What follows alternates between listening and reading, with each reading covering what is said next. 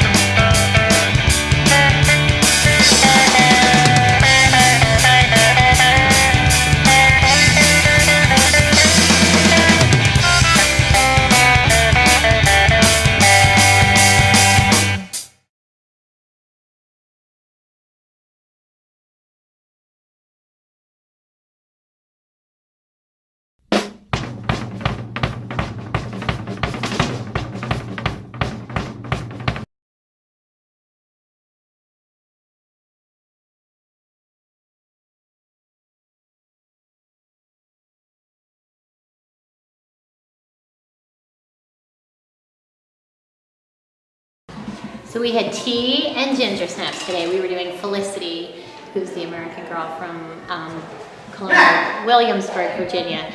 And so each week we've been doing a different American girl and then eating snacks in the time period and learning a little bit about life at that time and the different themes in the books and how they relate to themes in the girls in the class lives.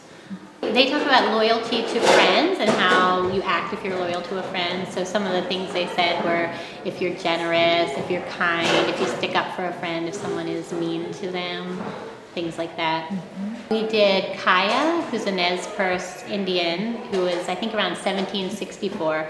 And we did Rebecca, who was lived in a family of Russian immigrants in, I think, 1914 in New York City, and they were Jewish, and that was about sort of the conflict immigrants faced with wanting to remain true to their old country and their customs, their clothing, and the pressure to assimilate, because there was a huge influx of immigrants at that time. So the public schools were charged with sort of making the kids assimilate and having them do. One of the stories we talked about was Rebecca was asked to make a Christmas decoration in her class, and that was, she thought my parents are going to think, oh, I shouldn't do this, this is horrible, we're Jewish, we don't do that. But her parents also wanted her to be a good student and obey the authorities at school, so she felt very conflicted, and she came up with a creative solution which kind of satisfied everyone.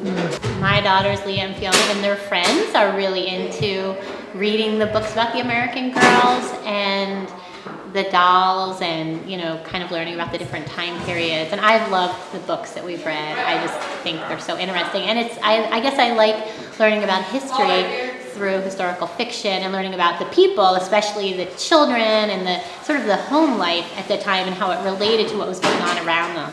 So I thought it would be a really interesting way since we have so many little girls in our co-op, for them to learn about different periods in history and different geographical regions in America and how it kind of relates to their lives too.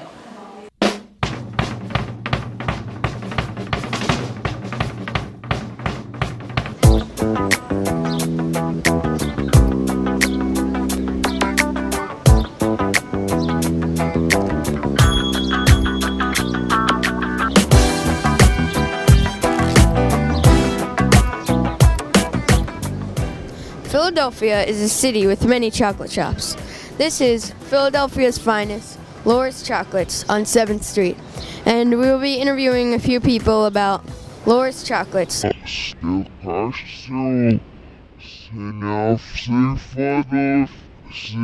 This chocolate shop, chocolate shop, chocolate shop, chocolate shop, chocolate shop, chocolate shop, chocolate shop, chocolate. Excuse me? Excuse me. Oh, excuse me? Excuse me, excuse me, excuse me, excuse me, excuse me, excuse me. Excuse me. Would you mind answering a few questions? Okay.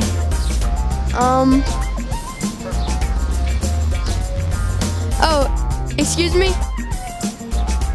Would you mind answering a few questions? Okay. Okay, so how do you Okay. how do you feel about it? I like it, I guess. Have you ever been to Laura's Chocolates? I've had Laura's chocolates, but I've actually never been in the store.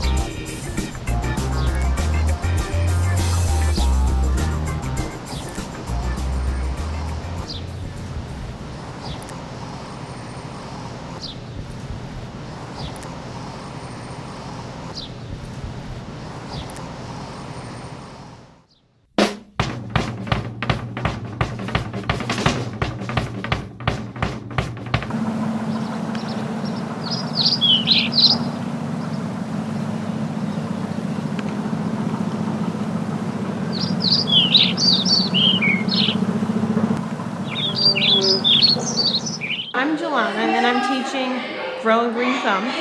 It's for 6 to 10-year-olds. And we've been learning about the parts of the plant, what plants need to grow, how they grow, and we've been growing plants from food scraps. So that's been really fun. Somebody nearby had a cucumber plant, and my watermelon turned into cucumbers. But so the outside looks like a watermelon. And the inside tastes like a cucumber. That is really cool. So do you have any idea how that happened? They were related to each other and the bees. They mated through... They mated. What's the word called when plants mate? Do you know? No. Pollination. So they probably cross-pollinated. That is really cool. We did some green onions and some seeds, and I don't think we did an avocado pit, but that was an idea. And I got some pawpaw pits that right now they should be incubating. I didn't realize you could grow green onions from just the little bit that you would cut off. So you can take the top, use it, regrow it, and I don't know how many times you could do it, but it's pretty amazing. I have squash, navy beans, and carrots at home. These are green onions, and they'll grow up and take them. And this is lentil plant, and this is a squash plant. I planted an onion and squash, and right now it's getting watered because it's raining.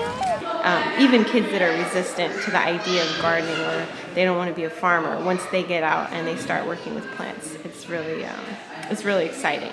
And I planted an onion, and it will grow. And I'm gonna water it when I get home.